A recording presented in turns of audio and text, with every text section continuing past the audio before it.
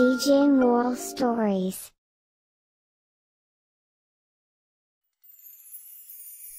ఇది 1000 సంవత్సరాలకు ముందు జరిగిన విషయం. రూప్నగర్ నిజంగానే చాలా సంతోషమైన చోటు.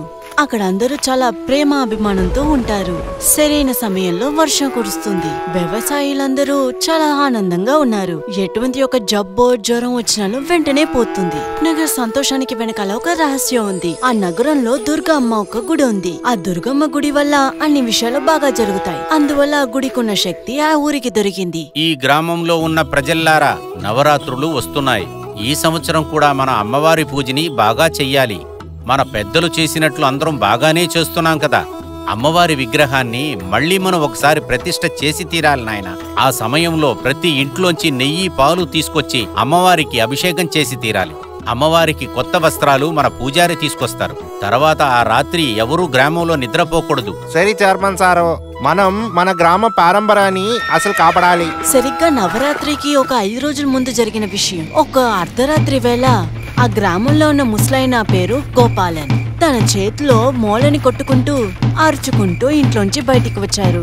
గ్రామ ప్రజలారా, అందరూ త్వరగా కొంచెం బయటికి రండి. ఇప్పుడు ఒక పెద్ద అనర్థం జరిగింది. త్వరగా అందరూ బయటికి రండి. ఆ గోపాలన్ చప్పుడు విని అందరూ ఇంట్లోంచి బయటికి వచ్చారు. ఇంకా గోపాలన్న ప్రజల దగ్గర ఏం చెప్పారంటే అది విని వాళ్ళందరూ నిశ్శబ్దమయ్యారు. అయ్యా, మీరు ఏమంటున్నారు? ఏమి అనర్థం జరిగింది? నేను నా కలలో ఏం చూశానో దానినే నేను చెప్తున్నాను. కలనా? కల అర్థమేంటో చెప్పండి. అది తలుచుకుంటేనే నా ఒళ్ళంతా వణికిపోతుందండి భయంతో. మన ఊర్లో ఉన్న అమ్మవారి శిలకి కింద మన అమ్మవారు ఖైదీ చేయబడిందయ్యా, బంధించబడింది. మన దుర్గమ్మ చాలా శక్తివంతురాలు. ఆమెను ఎవరు బంధిస్తారు?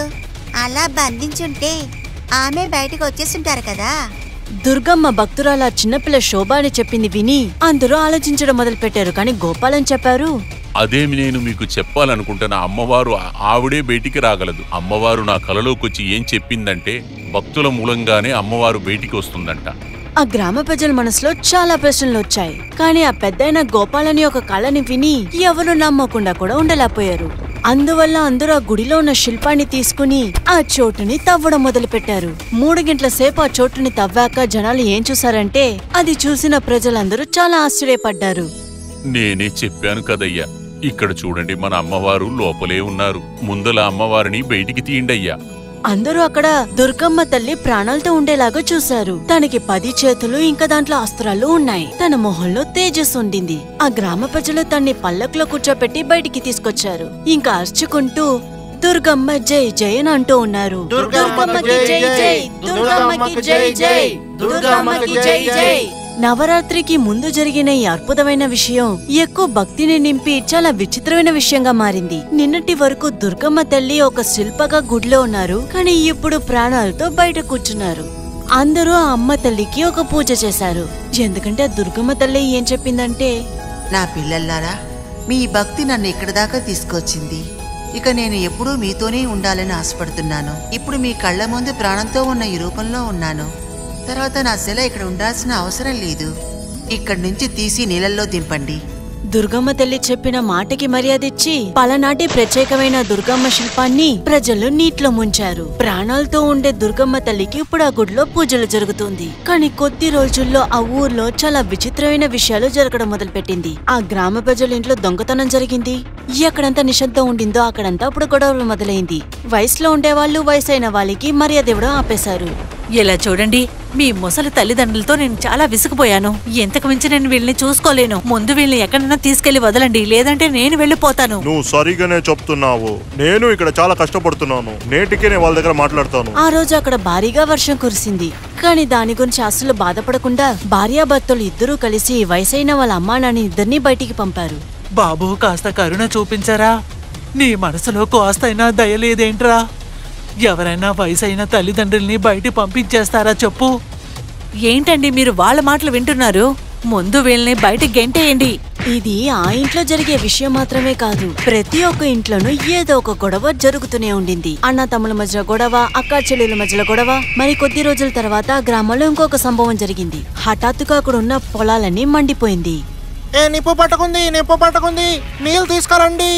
ప్రజలందరూ బావిలో నుంచి నీళ్లు తీయడానికి ప్రయత్నించారు, కానీ దాంట్లో నీళ్ళు లేదు. ఇప్పుడు ఇలాంటి విషయాలని చాలా సులువైంది. కొన్ని బావిలో నీళ్లు ఇంకిపోతాయి, లేదంటే పొలాలు మంటెక్కిపోతాయి. కానీ దురదృష్టం ఇంతటితో ఆకలేదు. హఠాత్తుగా అక్కడ ఉండే మనుషులందరూ చనిపోవడం మొదలు పెట్టారు. అయ్యో, ఏంటి ఘోరం? నేను ఏం పాపం చేశాను? నా కొడుకుకి ఏమైంది? ఎవరి కళ్ళు పడ్డాయో తెలియలేదే. బాబు, నీ తల్లిని ఇలా బాధ పెట్టేసి పోయావే. ఇంక నేను ఎవరి కోసం బతకాలి? ఎవరు నమ్మి నేను బతకాలి? లేవరా, పైకి లేవు. బాగా సంతోషంగా నవ్వుతూ ఉన్నాం. గ్రామం ఇప్పుడు శవాలతో నిండి ఉంది. అక్కడ ఏం జరుగుతుంది అన్న విషయం ఎవరికీ అర్థం కాలేదు. ఏ గ్రామం చాలా సంతోషంగా ఉండిందో ఇలా దారుణంగా జరగడానికి ఏమైంది? సాక్షాత్ ఆ దుర్గమ్మ తల్లి ప్రాణాలతో గుడిలో ఉన్నప్పుడు ఇలా జరుగుతోంది. ఆ దుర్గమ్మ తల్లి భక్తురాలు చిన్నపిల్ల శోభ మనసులో కూడా ఈ ప్రశ్న ఉంది. కానీ తను దుర్గమ్మ తల్లిని పూజ చేస్తూ ఉండింది. కానీ ఒక రోజు తన తండ్రి కూడా చనిపోయిన తర్వాత, నాన్న నాన్న లేవండి, నాన్న ఆడుకుందాం, నాన్న లేవండి, నాన్న. శోభ వాళ్ళ అమ్మగారు ఏడిచి ఏడిచి అలిసిపోయారు. కానీ అసలు దారుణమైన విషయం ఏంటంటే ఈ దారుణమైన సమయంలో ఎవరు వాళ్ళకి తోడు రాలేదు. పక్కింటి వాళ్ళు లేదంటే చుట్టాలు వాళ్ళిద్దరూ ఎలాగోలాగా వాళ్ళ చనిపోయిన నాన్నని భుజంలో వేసుకుని శ్మశానానికి తీసుకెళ్లారు. అక్కడి నుండి తిరిగి వచ్చేటప్పటికి రాత్రి అయింది. అమ్మా, మనం ఆ దుర్గమ్మ తల్లిని కదా నమ్ముకున్నాం. ఆమెని ఎంతగా పూజిస్తున్నాం. ఆమె ప్రాణంతో ఉన్న రూపంలోనే మన ఊళ్ళో ఉన్నారు. అయినా ఇలాంటి చెడ్డవన్నీ ఎందుకు జరుగుతున్నాయి? శోభ, ఇదే ప్రశ్న నా మనసులో కూడా ఉందమ్మా. పద, ఈ విషయాన్ని ఆ దుర్గమ్మతోనే అడుగుతాం. ఆ రోజు రాత్రే వాళ్ళు దుర్గమ్మ గుడికి వెళ్లారు. కానీ దుర్గమ్మ తల్లి అనుమతి లేకుండా రాత్రులు ఎవరు గుడి లోపలికి వెళ్ళకూడదు. ఎందుకంటే అలా వెళ్లిన వాళ్ళని దుర్గమ్మ తల్లి శిక్షిస్తుంది అంటారు. కానీ ఆ విషయం గురించి వాళ్ళిద్దరూ అసలు బాధపడలేదు. ఆ గుడికి వెళ్లి అక్కడ ఉన్న పరిస్థితిని చూసి వాళ్ళిద్దరూ చాలా భయపడ్డారు. అక్కడ దుర్గమ్మ తల్లి అస్సలు లేదు. అక్కడ ఒక భయంకరమైన రాక్షసి ఉండింది. తనకి 10 చేతులు 5 తలలు ఉన్నాయి. తన మొత్తం శరీరం భయంకరంగా నల్ల రంగులో ఉండింది. అమ్మా, ఈమెవరు? మన దుర్గమ్మ తల్లి ఎక్కడా? తను ఇలా అడుగుతూ ఉండేటప్పుడు ఆ రాక్షసి చూపు వీళ్ళపైన పడింది. మీరెవరు? ఇక్కడికి వచ్చేందుకు మీకెవరు అనుమతి ఇచ్చారు? ముందు ముందు మీరు చెప్పండి, మీరెవరు? మా దుర్గమ్మ తల్లి ఎక్కడా? అమ్మనా? నేనే మీ అమ్మని. నన్ను పొగడి మీరు పాడండి.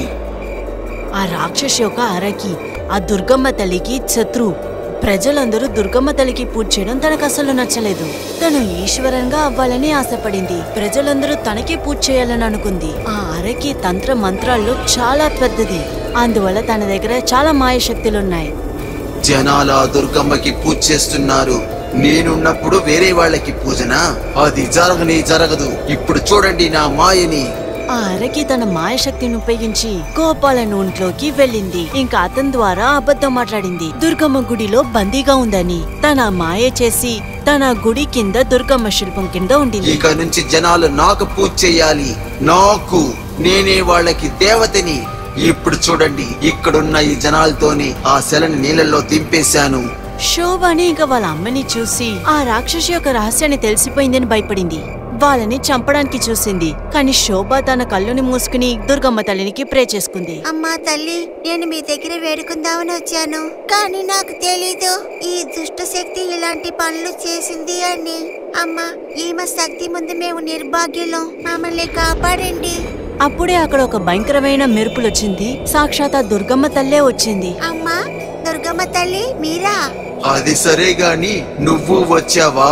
సరే, నీ శిలని నేను ఎలా నీళ్ళలో దింపానో ఈ రోజు నిన్ను కూడా చంపేస్తాను. ఇలా చెప్పి తన మంత్రాన్ని ఉపయోగించి ఒక కత్తిని తీసుకుంది. దుర్గమ్మ తల్లి వైపు పంపింది. కానీ దుర్గమ్మ తల్లి ఆ ఆరకి వైపు త్రిశూల శక్తిని పంపారు. ఆ మరు నిమిషమే ఆరకి తన ప్రాణాలు వదులుకుంది. దుర్గమ్మ తల్లి వర్ధిల్లాలి, దుర్గమ్మ తల్లి వర్ధిల్లాలి. అమ్మా, మా నగరం మీద ఉన్న మీ దయని ఎందుకు వెనక్కి తీసుకున్నారు? మళ్ళీ వచ్చేయండి అమ్మా, దయచేసి రండి అమ్మా. పాపా, ఇక ఎప్పుడు నేను ఇక్కడే ఉంటాను, ఎక్కడికి వెళ్ళను. నీలాంటి భక్తురాలు ఉన్న ఈ చోటును వదిలేసి నేనెక్కడికి వెళ్ళను. ఇలా చెప్పి దుర్గమ్మ తల్లి ఒక్కసారి గ్రామం వైపు చూశారు. తన 3వ కంటి నుంచి ఒక వెలుగు వచ్చింది. ఇంకా అన్ని సమస్యలు సర్దుకుంది. బావిలో నీళ్ళొచ్చింది. పొలాలన్నీ పచ్చగా ఉన్నాయి. చనిపోయిన వాళ్ళందరూ తిరిగి వచ్చారు. ఇంకా దుర్గమ్మ తల్లి అక్కడి నుంచి బయలుదేరారు. శోభ మరియు వాళ్ళ అమ్మగారు దుర్గమ్మ తల్లిని చూసి ఏం చెప్పారంటే, గట్టిగా చెప్పండి, దుర్గమ్మ తల్లి వర్ధిల్లాలి. అందరూ చెప్పండి, దుర్గమ్మ తల్లి వర్ధిల్లాలి.